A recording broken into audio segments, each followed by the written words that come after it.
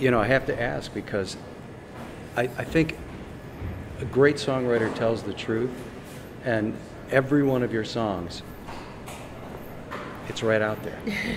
Thank you.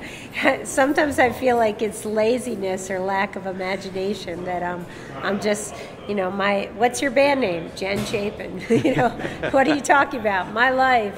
And that you look at some people that I admire and icons that have been influential, like, David Bowie, Ziggy Stardust. It's like, to create a character and a whole persona, and that just hasn't been my situation, and I've certainly come to accept it, and I feel like there are enough interesting things from, at least it's always interesting to me. Whether it's interesting to other people is always the question. But I think people do find it very interesting, and they feel the truth of it. I think a lot of your fans are also very, very passionate about your passions. I'd love to hear you talk about your work with world hunger, with feeding people. You write about it in your songs. It's something people can believe in. It's something that for a long time I felt, because I come from, musically, as much as I was born into a folk music culture, which of course has an activist tradition, but as a musician, my peer group and my training, as far as that goes, is with jazz musicians.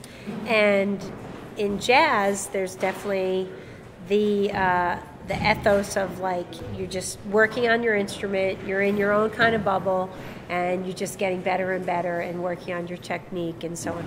And there's a lot of other stories in there, but I used to have this ongoing guilt thing about the fact that I had other interests and that I was connecting with